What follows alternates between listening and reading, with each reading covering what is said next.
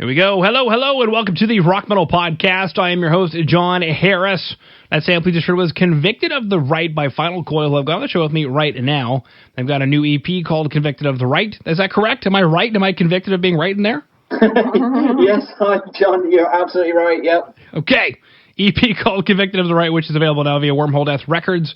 Right now I'm being joined by Phil and Yola to share some stories about the music and share more info about their latest release, because this is the second time, I believe, that we've been joined by Phil and Yola, because last time it was the full album, and this is an extension to that album that we're going to be chatting about. So, guys, welcome back to the show. Hello.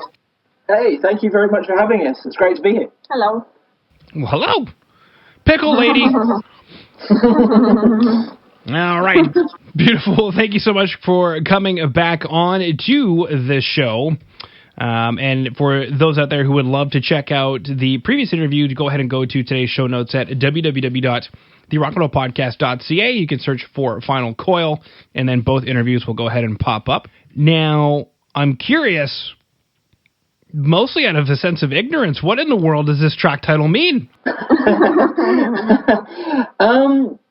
It's the album as a whole, the parent album, The World We Left Behind for Others, is kind of a concept record based around the kind of combined memories of my grandmother and my grandfather, who, although separated, sort of seemed to kind of, they loomed large in my younger life. And Convicted of the Right is one of the sections that's based around some of the little that I know of my grandfather, and he was heavily involved in World War II, and the experiences that he went through changed him significantly, and he, like so many of his generation, came back very altered and very difficult to live with. But of course, that's the sort of personal angle, but then on a wider angle, it was more a kind of question of what happens to people when you bombard them with imagery, and you bombard them with propaganda, and you bombard them with the mindset that you are right, and that you are the sole arbiter of right, and that the people with whom you're fighting are wrong. How do you allow people, when peacetime comes around, to reconcile that and to kind of deprogram themselves? And in many cases, it seems that you can't. And so that the idea, of being convicted of the right is kind of a comment on that when you've got so many peoples in so many different countries and so many different cultures, all of whom believe, because of the kind of propaganda that's been pushed in their way, that they are correct, someone's got to be right and someone's got to be wrong. But trying to reconcile that in a globalized world is very, very difficult. So it was kind of a bit of a meditation on that. How does someone of that kind of wartime generation, heavily influenced by propaganda, how do they learn to accept, or can they learn to accept a more global, integrated world? Or will that kind of sense of mistrust and that feeling of not really belonging always remain with them? Well, it's easy, Phil. We're right, they're wrong.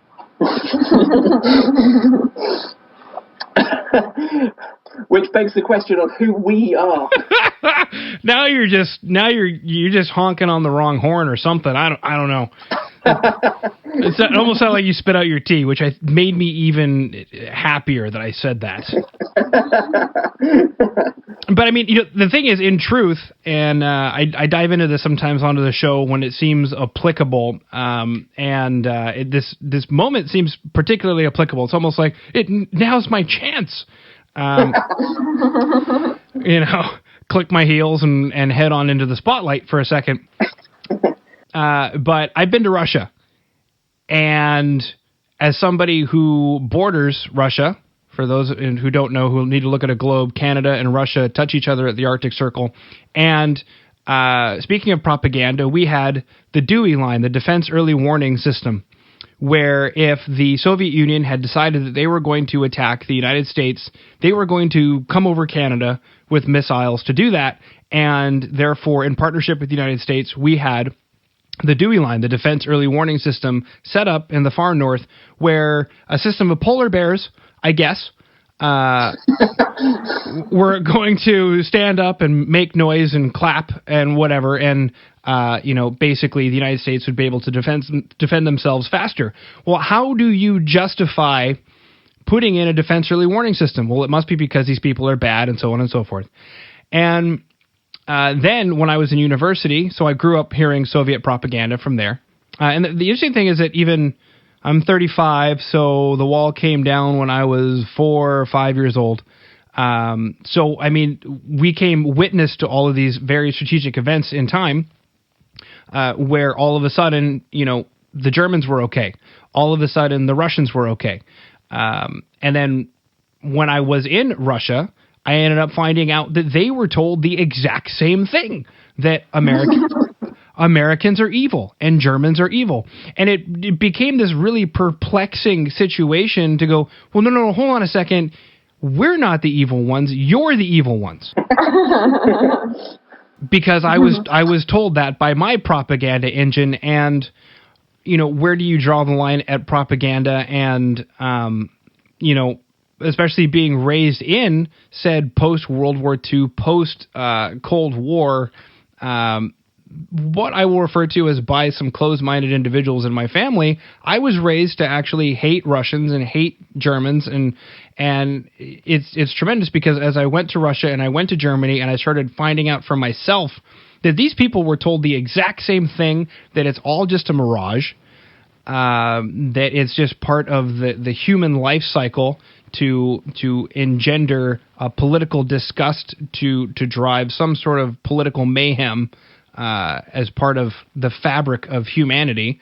When I came to that conclusion, that was very upsetting for a lot of people in my family. No, they're not okay. They're evil people. Still to this day, really? That's crazy. And, here you are writing a track about this very phenomenon. How do you, after such propaganda has slammed the society, then come to terms with that? And unfortunately, I think the real answer, Phil, is that we have to wait for that generation to no longer be here.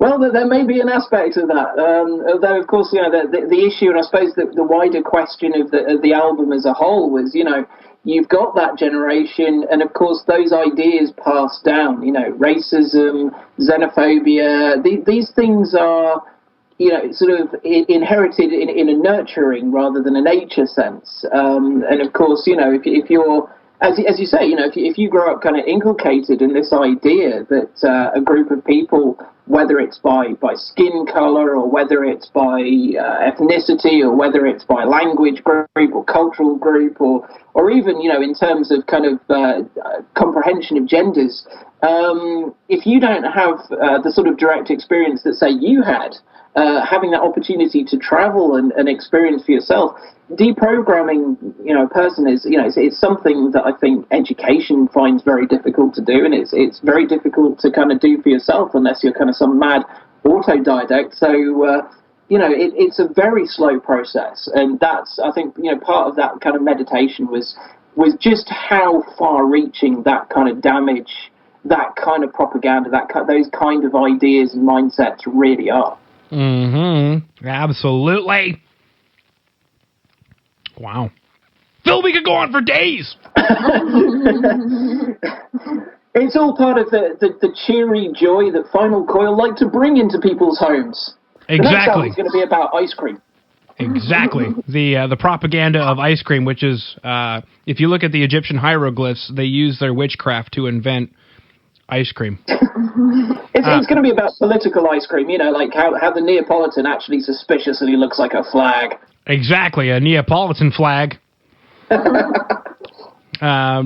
actually, true story, speaking of more propaganda, something I was recently getting into, because, what else do you do in your free time, is Egyptian propaganda. And one of the really interesting notes, not only about wars that they may or may not have actually won, despite what their propaganda says, on the hieroglyphs. What a shock. That's somebody's own resume. I wonder if it says anything bad. Now, the next thing is that they invented bread, and well, how did they invent bread? Well, through their witchcraft, and it's hilarious to think about now, because now we understand what yeast is.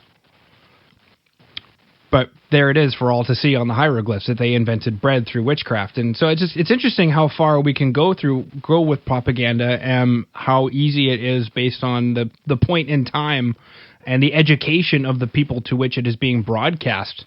How miraculous of conclusions they can draw to. It's really interesting. I mean, you can trace a lot of this stuff back, as you say, a long way. And it basically goes hand in hand with the agricultural revolution of about 12,000 years ago. And when you get those kind of first people starting to jealously group themselves into independent kind of state groups, the early city-states, which then flowed into the empires and eventually the kind of nation-state system that we have now. But of course, it's all kind of based in this idea of bringing people together into this kind of small-minded, somewhat parochial mindset in order to maintain the power base of the people at the top. If you look after us, if you vote for us, or if you allow us to rule you, then we will protect your culture and your way of life from what is outside. And it's very powerful and very seductive. And I think it's a really interesting topic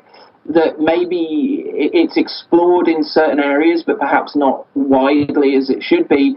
And when you look at, for example, here in England, we've had this kind of vote to leave the EU, and in America, you've got a populist president. When you look at sort of situations like that, you start to realize just how seductive that us versus them narrative can be when it's allowed to run unchecked. Mm-hmm. Absolutely. Now, if you want to check out the music video for Convicted of the Right, you can do so by going to today's show notes at www.therockmetalpodcast.ca. I guess my big honking question, Phil, is out of all the tracks to showcase, off of the previous body for this interview, why The Last Battle, and then what is this track about? Well, the reason to put The Last Battle is because it's one of the other tracks that's thematically linked to my grandfather and to this idea of programming. The Last Battle itself, despite its title, is not about fighting or about warfare as such. It's about people coming back from the fighting. So again, it was based in, at least in part, of what I know of my grandfather, which to be honest is a bit sketchy, combined with historical records of soldiers coming back and that kind of demobilization process. And again, the root of the sort of narrative from his standpoint is, how having fought in the mud and the blood and coming back to society where everybody's kind of behaving normally and life is just going on as if nothing's really happened. And then very soon after, you're dealing with kind of international treaties and the movements of people and migration. Again, how do you reconcile those things? How do you come to terms with that? And again, one of the things I think we've seen in recent years is the whole kind of tracts of society, and I think it's perhaps wrong to tar an entire generation with that brush, because it's not all old people or all young people, but certainly a substantial proportion, say, of people who were either directly affected or indirectly affected sort of as young children by the war. They have that kind of inherent mistrust of internationalization in any form. And I think, again, it's an interesting question to raise. But I felt that those two songs, although they don't run next to each other in the album, thematically, those two are very, very close. And when we did the videos, the video for The Last Battle, which was a fairly loose piece, which just has this kind of hallucinatory figure running away from some unnamed evil, because we wanted to try and just create a sense of unease for the video. We actually created a prequel to that when we did the video for Convicted of the Right. And in Convicted of the Right, we at least get the idea that there's this heavily traumatized sort of unnamed soldier suffering from post-traumatic stress disorder, and perhaps, although it's never entirely explicit, perhaps he might be the cause of the character in the first video to be running and so terrified through the abandoned woods. So it was an interesting idea to pair those two songs together, even though in the actual album they're separated by quite a lot of music. Wow. Very cool. And speaking of that music video, if you want to go ahead and check it out, you can do so by going to today's show notes at www.therockmetalpodcast.ca. And the latest body of work to come from the band Final Coil is an EP called Convicted of the Right via Wormhole Death Records. Now, specifically with regard to, this EP, I guess the question is, take us through it. What is this EP and why, I guess? I think, you said you're 35 and I'm just a little bit older. And we grew up in a time where you used to go into an independent record shop and you'd go rifling through the cases and you'd have a very limited amount of money as a child particularly. So you had to really kind of think about what you were going to buy and what you were going to spend your money on that week. And one of the things I always remember is that the bands I particularly loved, they either did singles or they did EPs, and they always had these really cool exclusive tracks that you couldn't find anywhere else. They weren't on the albums. We didn't have this kind of mentality of releasing an album as a special edition every single time.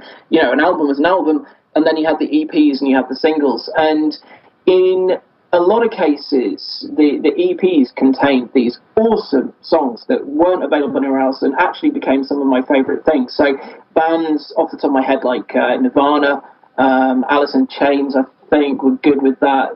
Certainly the Manic Street Preachers, Nine Inch Nails. You'd basically be able to amass this really interesting kind of ancillary collection away from the album of really cool stuff. And of course, the proof of the quality of these things is that sort of now in this age of reissuing everything, you get a lot of B-sides sort of compilations and stuff coming out. But yeah, it's purely a nostalgia trip. I loved it. I loved going to the record shops and digging in and finding these EPs because it felt like it was something a bit more intimate, a bit more connected to the band and the album that you knew everybody had. And it was the sort of thing that you'd take home and you'd listen to and it would be really cool and you want to share it with your friends. And I'm a sucker for that sort of thing, and I really have always wanted to do something like that for Final Coil. So when it came time to do another video, I didn't want to just do a video and drop a song onto Spotify because that's the easy route. I was talking to the band and I said, look, let's go into the studio, let's record some tracks because, it's really cool to kind of have that visceral live feel. And let's do that as something special. And in the end, it became this EP. So you've got the title track and then you've got these 3 exclusive live tracks, which we did all in one afternoon. Totally the opposite of our normal recording style. Did it all in one afternoon, no overdubs. And then we got those mixed and mastered, and we put it out as digital, but also as a cassette. And for me, I thought the idea of having a cassette with some exclusive artwork, which Yola hopefully will talk a little bit about in a minute, I just thought that would be so cool. And it seems that, the people who like us have that similar sort of idea, because certainly people have really kind of dug into this idea of having a cassette and having something just a bit more tangible and a bit more meaningful, perhaps, than the usual sort of digital shenanigans. Okay. I love shenanigans. Hey, Fargo, what's that place you like with mozzarella cheese sticks and the funny shit on the walls? You mean shenanigans? Shenanigans! Beautiful. All right. Well, gang, unless there's anything else that you wanted to share, I know usually this time of the year there'd be a lot of stuff to share about festivals and tours, but with that being relatively on the back burner, so probably next year at this point. Unless there's anything else that you wanted to throw out there that I didn't mention or bring up, I just wanted to thank you for coming back on to the show. Well, I would actually say maybe about the artwork actually of our EP, because that's entirely actually my work, and it was based on many things which actually were following one after another one, after actually recording our video, which one of our friends and actor, Mark, was taking part of. I got inspired actually because he took this really, really deep, the whole recording and his acting, that I decided to basically, based on his feelings, do something which would go on the EP. But the idea was that he was watching at that time video of our guitarist, who was a soldier, and he got involved emotionally about this. So after this, I just draw actually the picture of the soldier, and that is how it went through from that point. And at the end, I've created some kind of it's like a propaganda leaflet, isn't it? A propaganda leaflet, yes, basically. But at the front cover, we have our Richard, who's our guitarist, at the same time. So yeah, it's just like a really cool thing. It's just something. It ties into what I was saying. This kind of idea of a nostalgia trip. Not just to do something special with the music, but to do something special with the art as well. And that's, I think, what Yoda's trying to get at is it's a really big part of our band that we like to make sure that people who listen to us, there's the videos, there's the art, there's the music, everything tells a story, everything's kind of like part of what we do. It's really important to us. And I guess, the fact that people have kind of dug into that and are buying the cassette or, following us on Facebook or whatever is really appreciated because, you never know. Kind of people, I think, are so busy now that when they take the time to actually dig into a band like ours where there is a kind of narrative and a concept, I think that means a lot to us. And it's been really, really cool doing this to kind of cap off the album as well. Because, again, we sort of mentioned before the show started, we can't talk too much about it, but we do have plans to do a third record. And the one thing that I will share with you, which we haven't shared anywhere else, is that the third record is conceptually the direct follow-up to the second album. So basically it caps off a trilogy that started with The Persistence of Memory and finishes with the album that's still to come. So, we've really got kind of big plans to cap this off in a fairly powerful style. Very cool stuff. All right. Well, gang, thank you so much for coming back onto the Rock Metal Podcast. Thank you for having us. It's been a pleasure to talk to you again. Thank you very much.